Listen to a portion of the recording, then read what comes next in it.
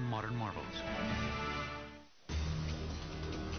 The McDonnell Douglas F-15 Eagle first flew in 1972.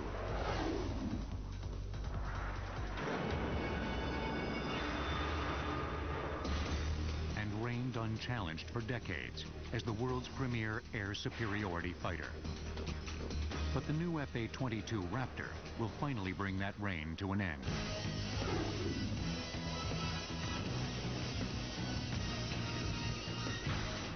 Both the F-15 and the Raptor fly and climb faster than conventional jet fighters.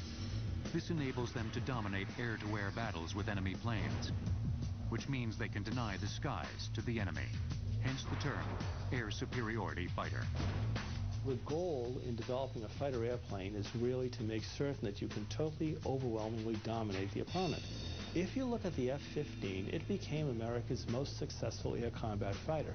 Indeed, you can argue historically it's the most successful air combat fighter of all time, because it has never been shot down in air-to-air combat while shooting down close to 200 opponents in air-to-air combat.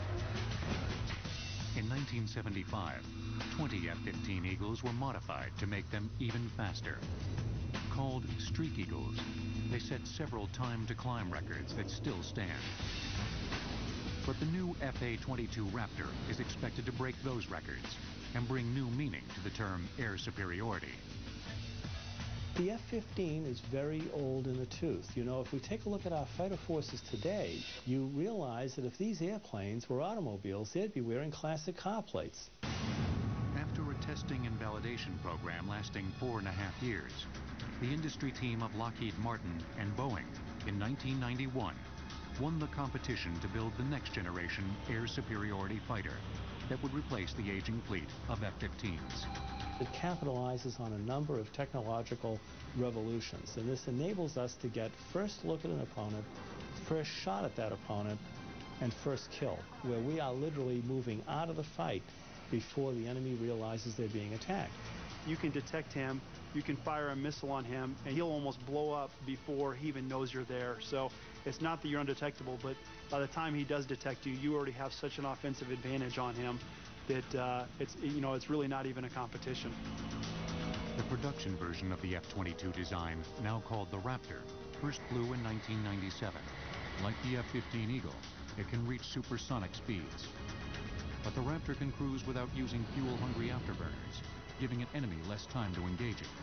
The F-A-22 is also easier to fly. An Air Force pilot who was training to fly the F-A-22 told a bunch of reporters recently on the trip that I took that traditionally a pilot had to spend about 85–90% of his or her brain power just to attain a situational awareness, just to take the information from each of his sensors and understand what they were telling him.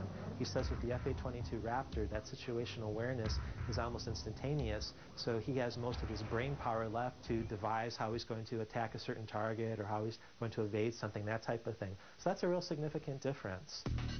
Another capability that gives the Raptor an edge is thrust vectoring, a system that allows the blast of hot gases coming out of the engine to be pointed in different directions. This allows the aircraft to change direction much more rapidly than conventionally powered fighters. Thrust vectoring was pioneered on the X-31, a NASA research plane built by Rockwell. The X-31 put on a dazzling display of thrust vectoring capabilities at the Paris Air Show in 1995.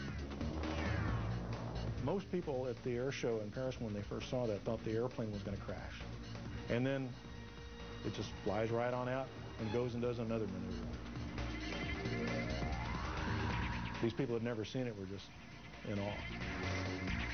The X-31 helped pave the way for the F-A-22 Raptor's use of the thrust vectoring concept. The maneuverability of the F-A-22 in a dogfight is such that if you're in the merge and you're doing that spiraling telephone pole of death, you know, where you're going down, descending, losing altitude, and trying to outturn the other guy, with the F-A-22, with that thrust vectoring, it allows you to put the nose right at the guy and fire a missile and end the engagement. You initially try to start fighting just like you did in an F-15, and then you start to realize what capabilities you have and what limitations no longer apply to you. So you adapt real quickly, but it doesn't take someone very long. After a sortie or two, coming from the 15 into the F-22, it's an awesome capability. The F-A-22 is also stealthier than any other jet fighter, including the F-117 stealth fighter, which represents an older generation of stealth technology. That's not very stealthy, right? But head on, you don't see much of the jet, and you don't have anything hanging on the wings to give your signature away. And so we like to say, beware of Raptors with open doors. You know, when the doors are open, that means that you're shooting something, and the doors open quick, shoot something and close before a radar signature gets transmitted back to the enemy. Even when the doors open, now suddenly you have sharp corners and weird angles, and that can reflect radar back in a direction you don't want to.